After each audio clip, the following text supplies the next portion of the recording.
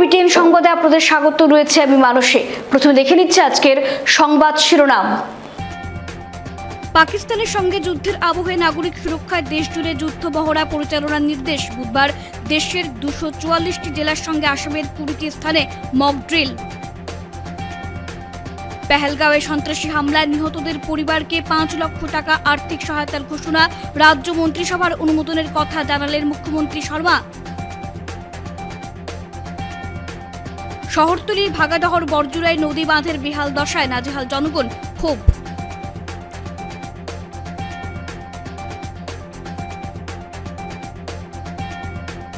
প্রধানমন্ত্রী আবাস যোজনার টাকা নিয়ে কারচুপির অভিযোগ, বরখোলা থানায় 3 জনের বিরুদ্ধে মামলা।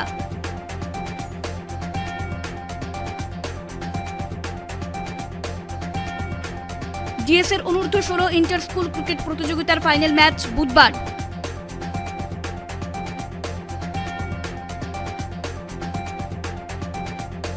আসছি বিস্তারিত খবরে। পাকিস্তানের সঙ্গে যুদ্ধের আবহে নাগরিক সুরক্ষায় দেশ জুড়ে যুদ্ধ মহড়া পরিচালনার নির্দেশ। বুধবার দেশের 244টি জেলার সঙ্গে আসামের 20টি স্থানে মকড্রিল।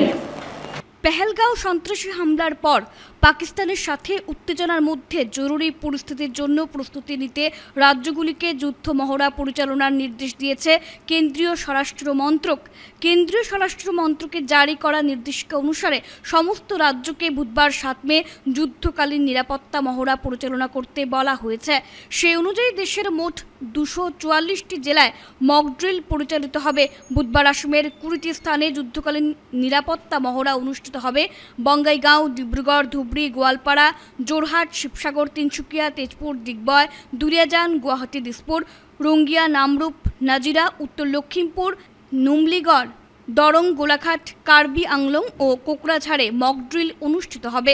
উল্লেখ্য যে প্রধানমন্ত্রী নরেন্দ্র মোদী গত সপ্তাহে সেনা, নৌ ও বিমান বাহিনীর প্রধানদের সাথে একটি বৈঠক করেছেন। বিভিন্ন সরকারি সূত্র দাবি করেছে যে প্রধানমন্ত্রী সন্ত্রাসবাদের বিরুদ্ধে পাল্টা আক্রমণের প্রস্তুতির জন্য একটি প্রতিরক্ষা বৈঠক করেন। এরপর সোমবার কেন্দ্রীয় স্বরাষ্ট্র মন্ত্রণালয় রাজ্যগুলিকে এই মহড়া পরিচালনার নির্দেশ দিয়েছে। স্বরাষ্ট্র মন্ত্রণালয় বিমান হামলার সতর্কতা হিসেবে সাইরেন সিস্টেম সক্রিয়করণ, সাধারণ জনগণ বিশেষ করে শিক্ষার্থীদের সুরক্ষা নিশ্চিত করার জন্য প্রতিরক্ষামূলক ব্যবস্থা প্রশিক্ষণ, হঠাৎ ব্ল্যাকআউটের ক্ষেত্রে কী করতে হবে এবং জরুরি পরিস্থিতিতে দ্রুত উদ্ধার অভিযান পরিচালনা করার বিষয়ে অনুশীলনের নির্দেশ দিয়েছে। উল্লেখ্য যে রবিবার রাত 9টায় পাঞ্জাবের ফিরোজপুর সেনানিবাসে সেনাবাহিনী একটি ব্ল্যাকআউট ড্রিল পরিচালনা করে।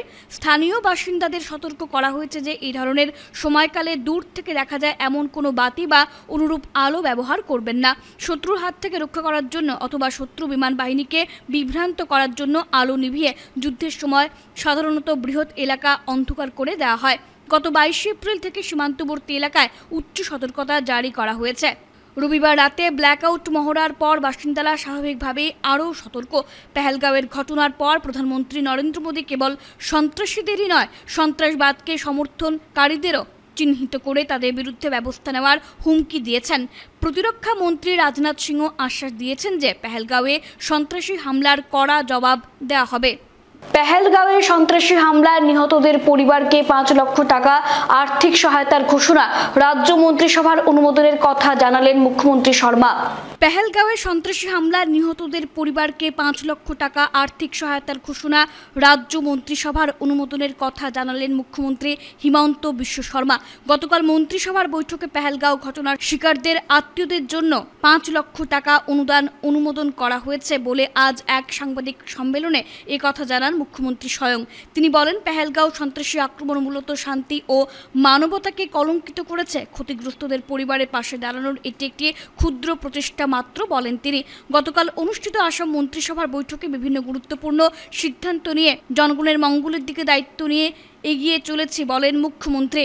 মন্ত্রিসভার সিদ্ধান্তের মধ্যে পেহেলগাঁওয়ের নিকটতম মানুষদের অনুদান, শক্তি বিভাগের ক্ষমতায়ন, শিল্প ও চাকরি সৃষ্টি, ওবিবি শিক্ষকদের মুখ্যমন্ত্রীর স্বনির্ভর আসাম মিশন। এদিকে মুখ্যমন্ত্রী মনে করেন পাকিস্তানকে দেখে নেবেন প্রধানমন্ত্রী মোদী। এই দেশে থাকা পাকিস্তানের বন্ধুদের উচিত শিক্ষা দিতে হবে। এর পাশাপাশি মুখ্যমন্ত্রীর দাবি, পাকিস্তানের এমন বর্বরতার প্রতিশোধ নেওয়া হবেই। বছৰত 2টা বা 3টা কেছে কৰে আৰু GST অহাৰ পিছত টেক্স ইভেশ্যনৰ কেছবিলাকো তেওঁলোকৰ হাতত নোহোৱা হৈ গ'ল। সেইকাৰণে আমি BIO আৰু ভিজিলেন্স এণ্টি কৰাপশ্যনক চামিল কৰাৰ সিদ্ধান্ত লৈছোঁ, যাতে বেছি পুলিচ অফিচাৰ পালে ভিজিলেন্স আৰু এণ্টি কৰাপশ্যনে তেওঁলোকৰ এণ্টি কৰাপশ্যন ড্ৰাইভটো আৰু বেছি ষ্ট্ৰং কৰিব পাৰে। আমাৰ যোৱাকালি কেবিনেটত আমি নলবাৰী জিলাত এটা ঘোষণা কৰিছিলোঁ যে তাত যেটো দীৰ্ঘকালীন OBB এটা সমস্যা আছিল, কিছুমান শিক্ষকে OBB চাকৰি পালে নাপালে, চাকৰি বাদ পৰিলে, আমি নলবাৰীত ঘোষণা কৰিছিলোঁ যে এওঁলোকক চাকৰিটো দিব নোৱাৰি, কিন্তু মুখ্যমন্ত্ৰীৰ আত্মনিৰ্ভৰ অসম আঁচনিত যদি আবেদন কৰে তেওঁলোকক আমি 2 লাখ টকা কৰি এটা এককালীন অনুদান দিম। 347 গৰাকী OBBৰ আবেদন আমাৰ লগত আছিল। ৰাজ্য চৰকাৰে এখেতসকলক 2 লাখ টকাকৈ দিব সিদ্ধান্ত লৈছে, যাতে বিষয়টোৰ এটা নিষ্পত্তি হ'ব পাৰে, ফাইনেল যেটো নিষ্পত্তি বুলি কয়। আমাৰ যোৱাকালি কেবিনেটে টাৰ্গেটেড ছাবচিডি ইলেক্ট্ৰিচিটি বোৰ্ডক মই যেটো কৈছিলোঁ যে 1 টকা আমি দাম কমাম, কালি আমি ইলেক্ট্ৰিচিটি আসাম পাৱাৰ ডেভেলপমেণ্ট কৰ্পোৰেশ্যনক 300 কোটি টকা এজ এ টাৰ্গেটেড ছাবচিডি আৰু 200 কোটি টকা এজ এ নৰ্মেল ছাবচিডি আমি 500 কোটি টকা কেবিনেটে দিব সিদ্ধান্ত লৈছোঁ, যাতে এপ্ৰিল মাহত যে 1 টকা। শহরতলির ভাগাডহর বরজুড়াই নদী বাঁধের বেহাল দশায় নাজেহাল জনগণ। শহরতলির ভাগাডহর বরজুড়াই END বাঁধের বর্তমান পরিস্থিতি নিয়ে আতঙ্কে দিন কাটাচ্ছেন জনগণ। 2022 সালে বাঁধের সংস্কার শুরু করা হলেও এখনও তা সম্পন্ন হয়নি বলে অভিযোগ এলাকাবাসীর। বিগত দুদিনের বর্ষণে বাঁধের অনেক জায়গা ধসে নদীতে তলিয়ে গেছে। বর্তমানে বাঁধের পরিস্থিতি জটিল হয়ে ওঠায় স্থানীয়দের রাতের ঘুম উড়ে গেছে। বিষয়টি নিয়ে এলাকার মানুষ জমায়েত হয়ে বিভাগীয় কর্তৃপক্ষ সহ ঠিকাদারের বিরুদ্ধে বিভিন্ন অভিযোগ উত্থাপন করে তীব্র প্রতিবাদ সাব্যস্ত করেছেন। এলাকার ভুক্তভোগী জনগণ ক্ষোভের সাথে মিডিয়াকে জানান, জল সম্পদ বিভাগের বাস্তুকার কে ইউসুফ জামান বারবার বাঁধের পরিদর্শনে গিয়ে ঠিকাদারের সঙ্গে সাক্ষাৎ করে ফিরে আসেন। কাজ কিভাবে হচ্ছে বা তার গুণগত মান কি রয়েছে সেসব খতিয়ে না দেখেই বিভাগীয় বাস্তুকার চলে যান। ভাগাডহর বরজুড়াই END বাঁধের সংস্কার কাজের নামে বাস্তুকার কর্তৃক সেখানে সিন্ডিকেট রাজ গড়ে তুলেছে বলে জানিয়েছেন এলাকার ভুক্তভোগী জনগণ।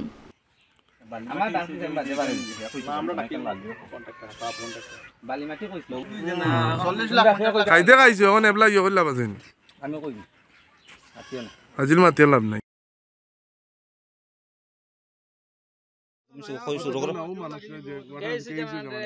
আমরা যে এই আজকে যে আমরা জমা হয়েছি এই এন্ডির বান্দর লাগিয়া এই এন্ডির বান্দর মাঝে ইঞ্জিনিয়ার হল খালি আইন আর যায় বলের লইয়া আইবার কন্ট্রাক্টারের লগে দেখা করিয়া যাইবা ইনো কিতা মাটি ফলের কিতা না আমরা পাবলিকে হলে যদি তার কাছে আবদার করি যে নিকানো স্যার ইতার 20 মাটি ফলের মেঘ দিলে দইয়া যাইব গা। এখন মাত্র 2 দিন মেঘ হয়েছে লগে এই 2 দিন কুর ভিতরে কয়েকটা জায়গা দোষিয়া আবার নিচে গেছে গা। যদি ফ্লাড আয় আমরা বিভাগীয় কর্মকর্তা হলোর কাছে আবদার রাখি আর ইয়া অতি সত্তর আপনারা চেক করুন, ইঞ্জিনিয়ারের ফিসে তদন্ত করুন। এই যে কে জামান চৌধুরী যে ইঞ্জিনিয়ারে যেন গাড়িয়া বইছুন এইখানে যে সিন্ডিকেট রাইড লইয়া অতি সত্তর যদি টানে এন থেকে সরানি না হয় তাহলে আমরাও তো ভুক্তভোগী লগে টাউনের এরাও ভুক্তভোগী হইবা। এই যে মাটিটা সরিয়া যাইব গা, যে মাটি ফালানি হয়েছে এই মাটি কোনো সময়ও রইতো না, মেঘে দইয়া নামাই দের আর যখন ফ্লাড দিব আর রইবুন। আমরা দাবি হইল এই যে ইঞ্জিনিয়ার দিয়ে টোটালি ইন থেকে সরানি কে জামান এই যে যদি ইঞ্জিনিয়ার দিয়ে সরানি না হইতে এই সিন্ডিকেট রাজটা ভাঙ্গিত না। আর যত সময় এই রাজটা ভাঙ্গিব না এই আমরা বরাফারের মানুষ এন লাগিয়া বেশ ভুক্তভোগী হইমু, আরো হইমু 2022-23 হয়েছি সামনে দিয়ে আরো হইমু।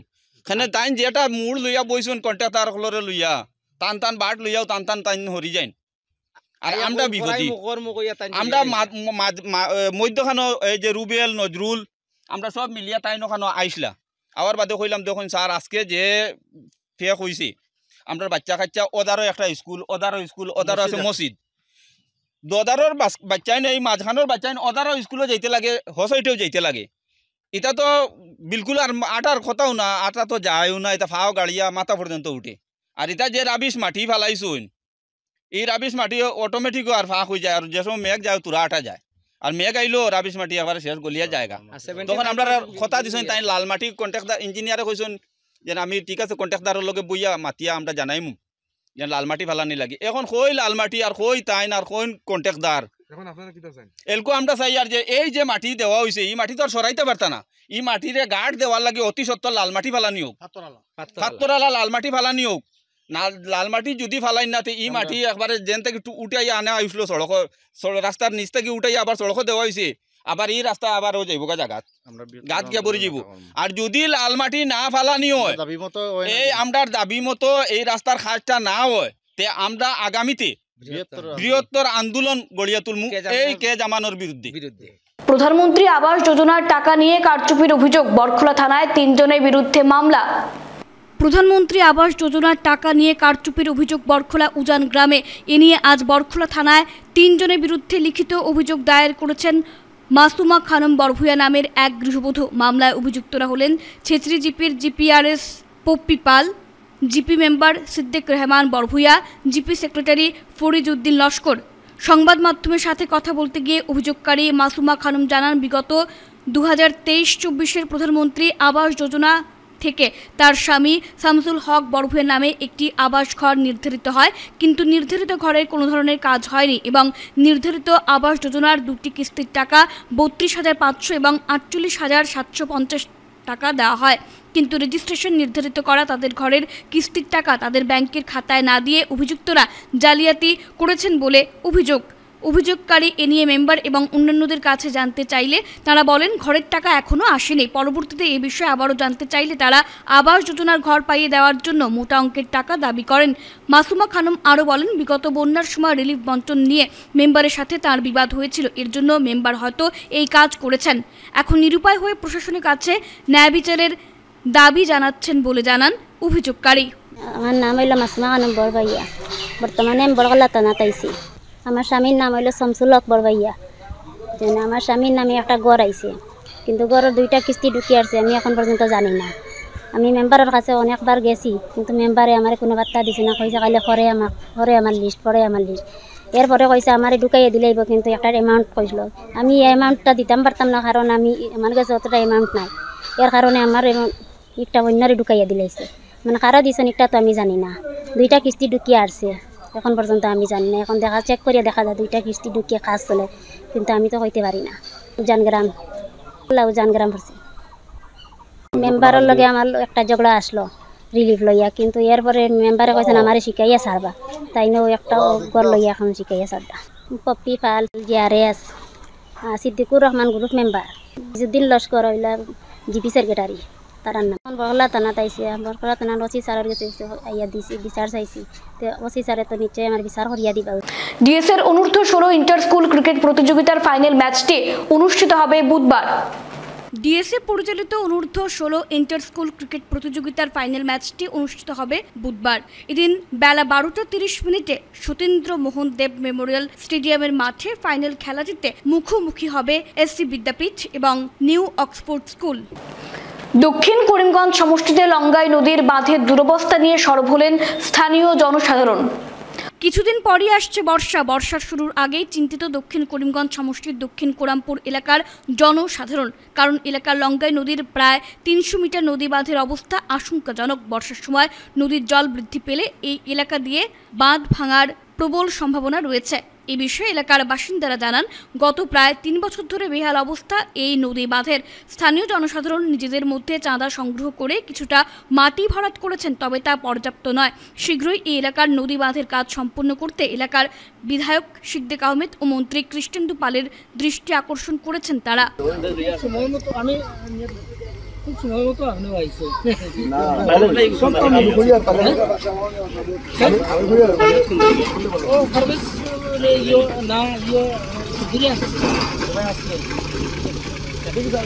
সম্পূর্ণ দায়ী ইএনডি ডিপার্টমেন্টের কন্ট্রাক্টর যিনি সেই কন্ট্রাক্টর সহ বিভাগীয় কর্তৃপক্ষ সম্পূর্ণ দায়ী। কারণ বারংবার এই এলাকার পক্ষ থেকে বিভাগীয় কর্তৃপক্ষের সঙ্গে যোগাযোগ হওয়া সত্ত্বেও কেন ইএনডির কাজটুকু অসমাপ্ত থাকে, এই ব্যাপারে ইএনডি ডিপার্টমেন্টকে এবং বিশেষ করে কন্ট্রাক্টরকে সারা আসাম সংখ্যালঘু ছাত্র ইউনিয়ন আমসুর পক্ষ থেকে আমি ধিক্কার জানাই। আমরা ওই ইএনডি ডিপার্টমেন্টের কাছে দাবি জানাই অতি সত্বর যেন এই রাস্তাটুকু আগের মতো ওয়াকিবহাল করে দেন, নতুবা আমরা জানি এই একমাত্র ইএনডি যে রাস্তা দিয়ে প্রতিদিন হাজার হাজার ছাত্রদের একমাত্র যাতায়াতের ব্যবস্থা। আমরা জানি এই প্রত্যন্ত এলাকার একমাত্র বেশ বড় বড় শিক্ষা প্রতিষ্ঠানগুলো রয়েছে পাতারকান্দি এবং আসিমগঞ্জে, এবং পাতারকান্দি এবং আসিমগঞ্জে বের হওয়ার জন্য একমাত্র একই রাস্তা হচ্ছে এই ইএনডি। সুতরাং এই ইএনডি রাস্তাটি যদি অতি সোনকালে সক্ষম না হয়, আগের মতো পুনর্বহাল না হয়, তাহলে এলাকার পক্ষ থেকে গণ আন্দোলন উঠবে, এটা আমাদের আশা। এই মাথারিখন 3 বছৰ পৰা এই অৱস্থা, কিয়নো আমি বহুবাৰ কণ্ট্ৰাক্টৰৰ লগত যোগাযোগ কৰিছোঁ, কিন্তু একো মানে আমি এই লাভ একো পোৱা নাই। এনডি ডিপাৰ্টমেণ্টত মেমৰেণ্ডম দিছোঁ, তাৰো একো লাভ হোৱা নাই।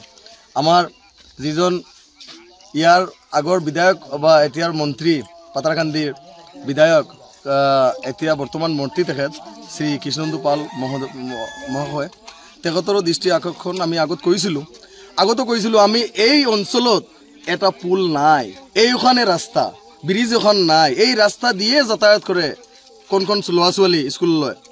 সেইকাৰণে আমি আহ্বান আগতো জনাইছিলোঁ। মেন্দিবাৰী ব্ৰিজটো আমাৰ মানে তেনেকুৱাই পৰি আছে, ইয়াত কোনো ব্ৰিজ নাই। ইয়াৰ পৰা আপুনি একদম পাতাৰকান্দিলৈকে যাব, পাতাৰকান্দিতে এটা ব্ৰিজ আছে, তাৰ মধ্যে ব্ৰিজ নাই। এইটো অঞ্চলত লাখ লাখ জনতা ইয়াত বাস কৰি আছে, কিন্তু আমি একো লাভ পোৱা নাই। আমাৰ অৱস্থা কাহিল। এইখন অঞ্চলত যদি মাথাউৰিখন ছিঙি যায়, কিন্তু ইয়াত যিবোৰ মানুহ বাস কৰিছে এই মানুহখিনি নাথাকে। আমাৰ এই হেৰিবিলাক কৃষি এৰিয়াত আপোনাৰ ইয়াত মানুহে কৃষি কৰি থাকে। যদি মাথাউৰি ছিঙি যায় তেনেহ'লে কৃষিও কৰিব নোৱাৰে। সেইবুলি মই গভৰ্ণমেণ্টত আহ্বান জনাম যে আগতেও আমি মানে যি অৱস্থাত কৈছিলোঁ যে তেখেতক দৃষ্টি আকৰ্ষণ কৰিছোঁ। এতিয়া আমাৰ অঞ্চলত মানে মন্ত্ৰী তেখেত মানে যদি বিচাৰে একদম বৰ্ষাৰ আগতে মানে যিকোনো কাম কৰিব পাৰিব, এই কামটো কৰিবলৈ আহ্বান জনাইছোঁ। ধন্যবাদ। হাঁপানি রোগ থেকে বাচ্চাদের রক্ষা করতে গুরুত্বপূর্ণ পরামর্শ বিশিষ্ট শিশু রোগ বিশেষজ্ঞ ডাক্তার পিনাকি চক্রবর্তীর। বাচ্চাদের লম্বা দিনের কাশি হাঁপানি রোগের কারণ হতে পারে, এটাকে কোনোভাবেই এড়িয়ে যাওয়া ঠিক হবে না, এমনই বললেন বিশিষ্ট শিশু রোগ বিশেষজ্ঞ ডাক্তার পিনাকি চক্রবর্তী। 6 মে ওয়ার্ল্ড অ্যাস্তমা ডে উপলক্ষে এক সচেতনতামূলক অনুষ্ঠানে এ ব্যাপারে কথা বলতে গিয়ে ডাক্তার চক্রবর্তী আরও বলেন, এমন পরিস্থিতিতে এক নাগাড়ে কাশি কিন্তু জ্বর থাকবে না, এমন পরিস্থিতিকে মোটেই এড়িয়ে যাওয়া ঠিক হবে না। অনূর্ধ্ব 5 বয়সের বাচ্চাদের 40 থেকে 50% অ্যাজমাটিক হতে পারে, কিংবা বয়স বাড়ার সাথে সাথে তার সেটা সেরে ওঠে। কিন্তু এটিকে নিশ্চিত করতে গেলে আজকাল বেধোমিটার বলে একটা আধুনিক মেশিন রয়েছে, সেটা দিয়ে পরীক্ষার মাধ্যমে জানা যায় বলেন তিনি। বাচ্চাদের ক্ষেত্রে এই রোগের প্রতিকার হিসেবে তিনি অভিভাবকের পরামর্শ দিয়ে বলেন, দূষণমুক্ত করতে হবে আমাদের পরিবেশ, বৃক্ষরোপণ করতে হবে এবং সময় মতো বাচ্চাদের ভ্যাকসিনেশন করাতে হবে। প্রকৃত জীবনশৈলী এবং সঠিক চিকিৎসার মাধ্যমে এই হাঁপানি সমস্যা থেকে দূরে থাকার জন্য সকলের প্রতি আহ্বান জানান বিশিষ্ট শিশুরোগ বিশেষজ্ঞ ডাক্তার পিনাকি চক্রবর্তী। যে there is a genetic predisposition for asthma, বা বাচ্চাদের আজকাল আমরা অ্যাটোপিক ডার্মাটাইটিস, স্কিনে চুলকুনি রকমের একটা অসুখ সাধারণত তার সাথে অ্যাসোসিয়েটেড থাকে, বা ফুড অ্যালার্জি সাথে থাকে, কেননা এগুলা হচ্ছে একই রকমের জিনিস যেটাকে ট্রিগার করছে আইজিই মেডিয়েটেড। এই অ্যাস্তমাতে আমরা সাধারণ কাপ সিরাপ দিয়ে হয় না। অ্যাস্তমা যখন হচ্ছে আপনারা বিলো 5 years, এটাকে আমরা সাধারণত আন্ডার 5 হুইজার বলি, কেননা 40 to 50% of this wheezing baby may be asthmatic or they will recover। বয়সের সাথে সাথে ওরা এইটাকে ওভারকাম করে যায়। কিন্তু এটাকে স্পেসিফাই করতে হলে আমরা আজকাল ব্রেডোমিটার দিয়ে যখন আমরা ব্লো করি, we can see how much is this flow is going। তারপর কিছু ঔষধ দিয়ে আবার এটাকে টেস্ট করানো হয়, যেটাকে ব্রঙ্কো ডায়ালেটার রিভার্সিবিলিটি টেস্ট করা হয়। সিমিলারলি আমরা দেখছি যে লাং ফাংশন টেস্ট করা হয়, স্পাইরোমেট্রি, এতেও আমরা লাংয়ের যেটা অবস্ট্রাকশন বা অ্যাসেসমেন্ট তা বুঝতে পারি। এটা কিন্তু সাধারণ কাপ সিরাপ বা অ্যান্টিবায়োটিকে যাবে না। এটা ট্রিটমেন্ট হচ্ছে দ্য ইনহেলার থেরাপি। তার জন্য এইবারের theme make inhale treatment accessible to all. This is the treatment of asthma given by GINA, বা সারা বিশ্বে ফলো করার জন্য আমরা গ্লোবাল ইনিশিয়েটিভ অফ অ্যাস্টমা এই ইনহেলেশনাল থেরাপি শুরু করা হচ্ছে। ইনহেলেশনাল থেরাপি অনেক রকমের রয়েছে, তাতে মেইনলি রয়েছে আমাদের যে এই যে আমাদের কিছু ডিপিআই দেওয়া হয়, যেটাতে রয়েছে ডিফারেন্ট ওষুধ, যেটাতে ক্যাপসুলের মাধ্যমে, বা আমরা meter dose, pressurise meter dose inhaler বলি। তার মধ্যেও আমরা প্রেশারাইজ মিটার ডোজ ইনহেলার, যেটা যেমন এখানে লাগানো রয়েছে। তো সাধারণত আমরা 4 বছরের নিচের শিশুদের জন্য এই মাস্কের দরকার পড়ে। এখানেও আপনি মাস্ক দেখতে পাচ্ছেন। তো এই মাস্কটা আর এটা বেবির মুখে লাগানোর পর এই যে স্পেসার বা জিরো স্টেপ বা ট্রান্সপেসার, এই স্পেসারে আমাদের এটা দিয়ে, আর তার আগে আমরা ভালো করে ঝাঁকিয়ে নিয়ে এটাকে এখানে ফিট করে আমরা অ্যাকচুয়েট করি। আমরা যখন এটাকে অ্যাকচুয়েট করি, এখান থেকে ওষুধটা বেরিয়ে যায়, আর আমাদের যেতে হবে লাংসে, ফুসফুসে, তার জন্য লম্বা আস্তে করে দিতে হবে। তো এই স্পেসার আর inhalational therapy is the treatment of choice for all types of the different categories of asthma. তো এতে কোনো ভয় পাওয়ার কথা না, এটা সারা বিশ্বে চলছে, এতে কোনো তাব্বু রাখবেন না। এই ইনহেলেশনাল থেরাপি আমাদের ট্রিটমেন্ট ফর অ্যাস্টমা। আর আমরা এনভায়রনমেন্টকে কন্ট্রোল করতে হবে, পলিউশন কন্ট্রোল করতে হবে, গাছ রোপণ, বৃক্ষরোপণ করতে হবে, যাতে AQI কম থাকে। বাচ্চাদের ফ্লু এবং নিউমোকক্কাল যা যা ভ্যাকসিনেশন আছে তা রেগুলারলি টাইম অনুযায়ী দিতে হবে।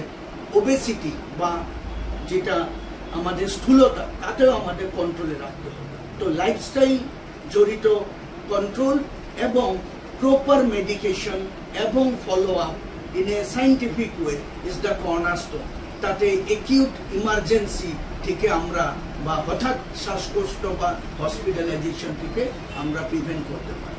তো আসুন সবাই একত্রিত হয়ে আমরা আজকে এই ওয়ার্ল্ড অ্যাস্টমা ডেতে প্রাণ নিই। Will take a pledge that we will be using the inhalational therapy prescribed by a healthcare professional without any hesitation, কোনো শঙ্কা না নিয়ে এটা আমরা ব্যবহার করব।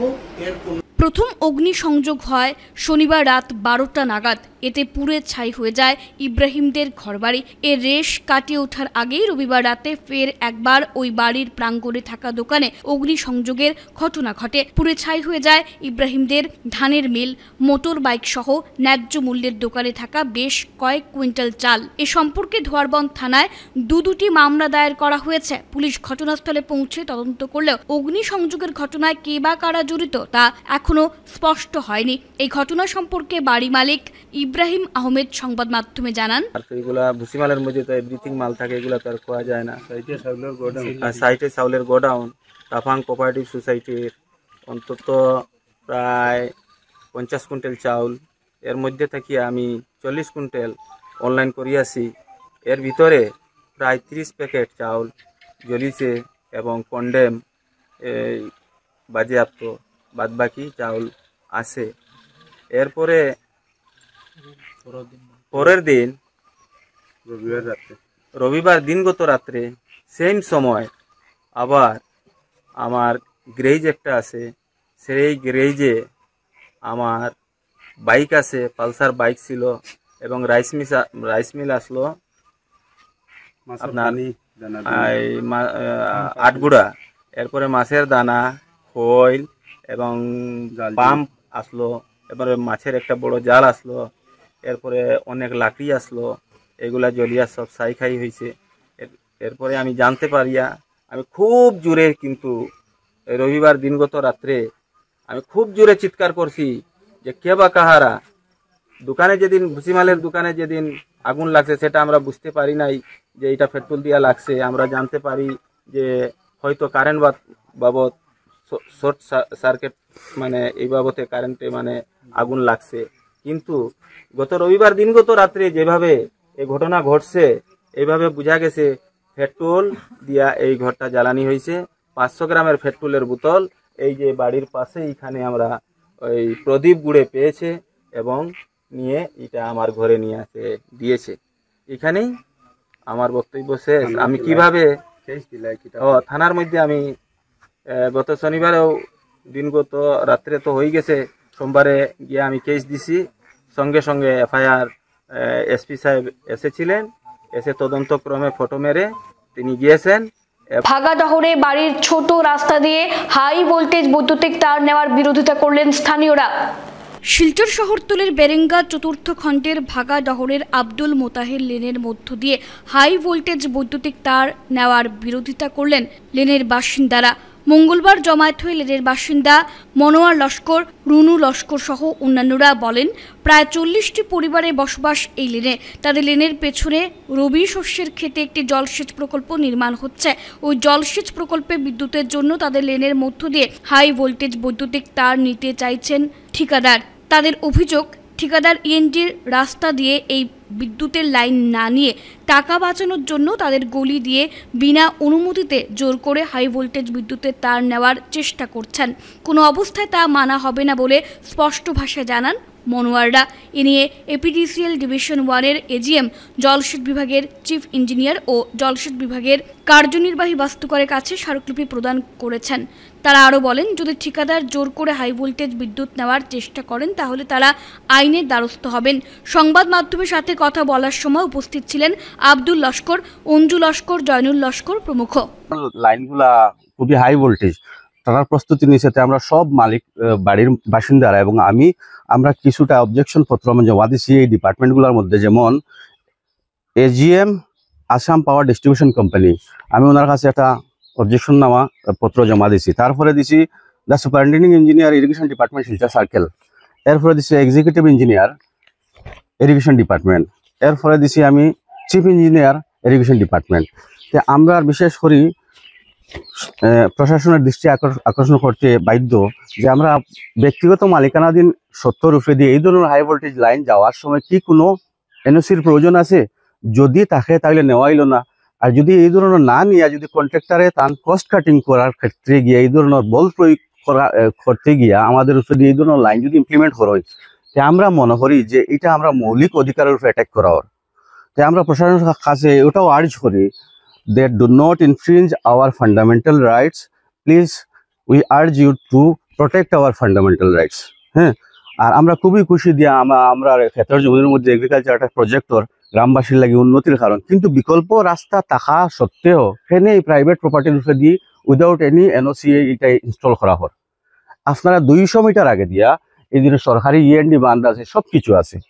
তারা কস্ট কাটিং তাকে বাস্তব করে কন্ট্রাক্টর এই ধরনের বল প্রয়োগ করিয়ে এই ধরনের হাই টেনশন লাইন আমরা উঠে দিন এইতে তারা প্রিপারেশন নেয়। যেহেতু আপনার ফুটেজের মধ্যে দেখবা যে 3 ফেজের লাইন আমরা এদিক থেকে আইছি এদিক থেকে আইছি, শুধু এই এরিয়াটাতে আমরা বর্তমানে বাধা দিয়ার যার কারণে নিতে পারেন না। ঠিক আছে, আপনারা তারা মন্তব্য নিতে পারেন এই বাড়ির বাসিন্দারা। কাছাড়ে 49টি এপি ও 2টি জেলা পরিষদে প্রার্থিত্ব দিতে পারল না কেন জেলা কংগ্রেস? প্রশ্ন তুললেন দলের প্রাক্তন সাধারণ সম্পাদক আজমল হোসেন। কাছাড় জেলায় 49টি আঞ্চলিক পঞ্চায়েত ও 2টি জেলা পরিষদে প্রার্থিত্ব দিতে পারল না কেন জেলা কংগ্রেস? পঞ্চায়েত নির্বাচনে দলীয়ভাবে সঠিক প্রার্থী বাছাইয়ে কেন কারচুপি? জনগণের কাছে দলকে কেন কলুষিত করা হচ্ছে? এভাবেই নানা প্রশ্ন উত্থাপন করে জেলা কংগ্রেস সভাপতি অভিজিৎ পালের কাছে এর জবাব চাইলেন জেলা কংগ্রেসের প্রাক্তন সাধারণ সম্পাদক আজমল হোসেন লস্কর।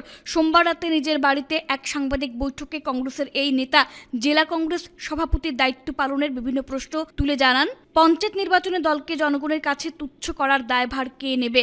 জেলার 49টি আঞ্চলিক পঞ্চায়েত সদস্য পদে ও 2টি জেলা পরিষদ আসনে দলের কাউকে প্রার্থিত্ব কেন করা যায়নি? বিজেপিকে ওয়াকওভার দিতে গিয়ে কি প্রার্থী দেওয়া হয়নি? এমনকি দলীয় টিকিট বন্টনে ব্লক ও মণ্ডলকে আঞ্চলিক পঞ্চায়েতের প্রার্থী বাছাইয়ে কর্তৃত্ব দিয়ে কেন জেলা কমিটি টিকিট বন্টন করল?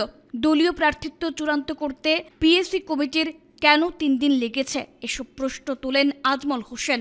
লস্কর সাহেবের ওয়াইফের স্বীকৃতি দিলা, ভালো কথা। ব্লক কংগ্রেস প্রেসিডেন্টের মানে কাজ করছেন, টিকিট পাইতো, ভালো কথা। কিন্তু খাটি করার হুসেন আহমদ চৌধুরীর আপনি অস্বীকার করে দিলেন। তো এইসব যে অনিয়ম আপনারা পিএসসি বারবার করলাম, এই যে পিএসসির ভিতরে আমরা যেভাবে টিকেটের বন্টন হইল, যেগুলা টিকেট আপনারা দিলা, এইগুলা মানুষের অতীত কিতা আছিল, সেও হয়তো কোনো দল থেকে আইছে, তারে আপনারা টিকেট দিলেইছেন। এই মানুষটা দলের ওয়ার্কারে তারা কতটুকু মানিয়া নিল, এটা তো আমরা বুঝতে লাগবো। একজন হয়তো অন্য দল থেকে আওয়া মানুষের আজকের দিনে যদি টিকিট দিলে দলের নিষ্ঠবান যারা কর্মী তারা মানিয়ে নিতে পারছে না। ব্লকের সাজেশন কিতা আছিল, ব্লকের সাজেশনটা এখানে ইগনোর করা হইল। ব্লকের সাজেশনটা ইগনোর করিয়ে যখন আপনি টিকিট দিতে গেছেন, নিশ্চয়ই এই কেন ফল খারাপ হইতে পারে। এর লাগিয়া জেলা কংগ্রেস সভাপতির উচিত এইসব কথা, এবং যে 49টা সিটে এপি ক্যান্ডিডেট আসিল না, এই 49টা সিটের রেসপন্সিবিলিটি ফিক্সড করা দরকার। এই মন্ডল প্রেসিডেন্টকে, এখানে ব্লক কংগ্রেস প্রেসিডেন্টকে তার উপরে রেসপন্সিবিলিটি ফিক্সড করা দরকার। কারণ আজকে কংগ্রেস দল, শতাব্দী প্রাচীন দল, প্রধান বিরোধী দল, আপনি 1/3 সিটও আপনার ক্যান্ডিডেট নাই, আপনি কইরা যে আমরা খুব ভালো ইলেকশন লড়ছি, এটা কিরকম কথা? আপনি যদি বালা ইলেকশন লড়ছেন তখন হারা জিতা পরের কথা, আপনি ফিল্ডে কমসে কম আমার দলের প্রার্থী থাকা দরকার আছিল। কিন্তু শেষ রাত্র অবস্থি কংগ্রেস অফিসে মানুষের ভিড়, টিকিট লইয়া অভিযোগ, পত্তা অভিযোগ, দলের নেতা যারা আসলা, আপনারা পিএসসি যারা আসলা, আপনারা প্লেয়ার খুঁজালিত ব্যস্ত হয়ে গেছেন। মাঠের অবস্থা আপনারা গ্রাউন্ড রিপোর্ট আপনার কাছে আসিল না, যে আমরা গ্রাউন্ড রিপোর্টে কিতা অবস্থা আছে। আজকে ইলেকশন পরবর্তীতে যে বিভিন্ন সমীক্ষার, এখানে আমরা অবস্থা খুব এটা ভালো না, যেটা হওয়ার উচিত আসিল না। 2018 তো বিজেপি সরকার আছিল, কিন্তু কংগ্রেসে খাসারও অভাবনীয় রেকর্ড রেজাল্ট করছে। কিন্তু আজকের দিনও বিজেপি সরকার আছে, প্রেশার পলিটিক্স, এই গয়না লইয়া আপনি বাঁচতে পারেন না। আপনি প্রত্যেকটা প্রশ্নের উত্তর দেওয়া দরকার, যে কেন এই অব্যবস্থা হইল, এই কথাটা আপনি এবং পিএসসির ভিতরে কি জিনিস কিংবা কি কথাগুলো হয়েছে, এটা আপনি পাবলিক করা দরকার। নিশ্চয় আমি যেটা আমরা একটা, এটা হইল ব্যক্তিগতভাবেই আমি কইছি, আমরা একটা ছোট্ট একটা এজেন্সির মতো আছে, যারা কয়জনে একসঙ্গে কাজ করি। আমরা এই যারা বুথ ফেরত, এটা মিনিমাম সমীক্ষা, যেহেতু এটা খুব একটা পাবলিশ করা মানে হয় না, তারা যেটা সমীক্ষার রেজাল্ট, এটা আমরা মানে কংগ্রেস দলের লাগে বালা কিছু আশা করা যায় না। কাচারো ইনচার্জ কথা আমি কই, আমার যিনি সর্বভারতীয় যিনি সম্পাদক পৃথ্বীরাজ সাথে মহাশয়, উনি খুব ভালো একজন বক্তা, ভালো সংগঠক, এটা অস্বীকার করার কিছু নাই। উনি এই ডিউরিং ইলেকশন পিরিয়ডে কাছার ভিজিট করছেন। আমরা তানে কেনে হিন্দু অধ্যুষিত, বাগান অধ্যুষিত এলাকা তানে দিয়ে 7-8টা মিটিং করতে পারলাম না? আমরা জেনারেল সেক্রেটারি ইনচার্জ আসাম পিসিসির আনার হোসেন সাহেব 11 তারিখ শিলচর থেকে গেছেন পিএসসি শেষ করিয়া। ডিউরিং ইলেকশন পিরিয়ড আনার হোসেন সাহেব একবারও আইলা না। এর মানে এটা নিয়ে যে এই যে অব্যবস্থা আনোয়ার সাহেব মেনে নিতে পারছেন না, এর লাগে তাই শিলচর অ্যাভয়েড করছেন। পৃথ্বীরাজ সাথে হয়তো ওয়ার্কারের সঙ্গে চোখ মিলাইতে পারতেন, এর লাগে তাই কোনো পাবলিক মিটিং অ্যাটেন্ড করছেন না। আজকে এমনভাবে নির্বাচনটা লড়া হইল, আমার জেলা কংগ্রেস সভাপতি শুধু সংখ্যালঘু অধ্যুষিত এলাকায় বিভিন্ন প্রশ্ন যে সময় উঠানো হইল, তারপরে উদারবন একটা মিটিংও আমরা তানে বাগানো দেখলাম। বাকি যে 22টা সিটও আমরা লড়লাম, আজকে ফালুঙ্গার মিটিং করতেন গেছেন না, আজকে বরজালেঙ্গা তাই মিটিং করছেন না, আজকে তাপাং করছেন না, রাজাবাজার করছেন না, লক্ষ্মীপুর করছেন না, খালাইন করছেন না, তাই এইভাবে বিভিন্ন জায়গায় তাই কোনো মিটিংও যেতে পারছেন না। বা 60 জনের যে ক্যাম্পেইন কমিটি করে দেওয়া হইলো, তারা তো কয়েকজন ফিঙ্গার কাউন্ট লিডার, যারা যার সমষ্টি বা যেখানে ব্যস্ত আসলা, কোনো বাইরে আমরা কোনো প্রচার দেখছি না। অতএব এই ইলেকশনটা জেলা কংগ্রেস যারা প্রধান বিরোধী দল, আমরা সর্বভারতীয় স্তরে, জেলা স্তরে, রাজ্য স্তরে, কিন্তু আমরা কিন্তু আত্মসমর্পণ করলাম না। এটা কোনো প্রিপ্ল্যান আসেনি যে আজকে এইভাবে আমরা ইলেকশন লড়িয়ে শাসক দলকে আমরা মাইলেজ দিলাম যে আপনারা। আমার মনে হয় জেলা কংগ্রেস সভাপতি স্পষ্টীকরণ দেওয়া দরকার, কেন 49টা এপিসিটো ক্যান্ডিডেট আসিল না, একারা মন্ডল প্রেসিডেন্ট আসিল লিখানো, সে ব্লক কংগ্রেস প্রেসিডেন্ট আসিল লিখানো। বিগত দিনে এই জায়গায় মন্ডল কংগ্রেস কেন কাজ করলো না, এখানে আদৌ বুথ কংগ্রেস কমিটি আছে কিনা, যেটা শিলচর শহরের ক্ষেত্রে। শিলচর শহর পৌরসভা যদি নির্বাচন আজকে হয়, কোনো ওয়ার্ড কমিটি নাই। শিলচর ডিএসএর যুগশঙ্কু কাপ অনূর্ধ্ব-16 স্কুল একাডেমি ফুটবলে মঙ্গলবার জয়লাভ করল নিউ অক্সফোর্ড স্কুল। শিলচর ডিএসএর যুগশঙ্কু কাপ অনূর্ধ্ব-16 স্কুল একাডেমি ফুটবল প্রতিযোগিতায় মঙ্গলবার জয়লাভ করল new Oxford school. Silchar sporting এর মাঠে অনুষ্ঠিত ম্যাচটিতে অক্সফোর্ড 6-2 গোলের ব্যবধানে পরাজিত করে আরএসটিসি দলকে। সূচি অনুযায়ী বুধবার অধরচাঁদ এইচএস স্কুল খেলতে নামবে ডন বস্কো স্কুলের বিরুদ্ধে। আজকে যদি আমার দেয় আমার যদি আমার যে সময় আরেক হইতো না আমি কোনো ওই দিন দিলে তোমরা তো বাঁক রাখো টেপ লাগাইছো এটা খুলে না নাই ও সাইকেল যাব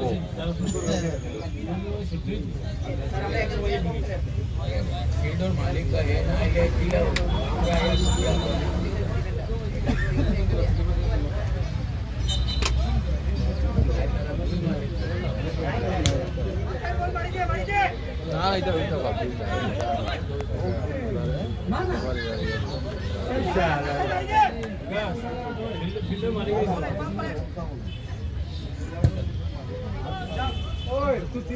শেষ করার আগে খবরের বিশেষ অংশগুলো আরো একবার। পাকিস্তানের সঙ্গে যুদ্ধের আবহে নাগরিক সুরক্ষায় দেশ জুড়ে যুদ্ধ মহড়া পরিচালনার নির্দেশ। বুধবার দেশের 244টি জেলার সঙ্গে আসামের 20টি স্থানে মক ড্রিল। পেহেলগাঁওয়ে সন্ত্রাসী হামলায় নিহতদের পরিবারকে 5 লক্ষ টাকা আর্থিক সহায়তার ঘোষণা। রাজ্য মন্ত্রিসভার অনুমোদনের কথা জানালেন মুখ্যমন্ত্রী শর্মা। শহরতলি ভাগাদহর বরজুড়ায় নদী বাঁধের বেহাল দশায় নাজেহাল জনগণ, ক্ষোভ।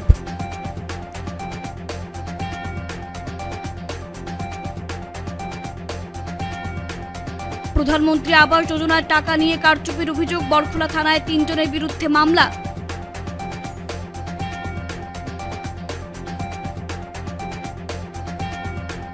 ডিএসের অনূর্ধ্ব-16 ইন্টার স্কুল ক্রিকেট প্রতিযোগিতার ফাইনাল ম্যাচ বুধবার।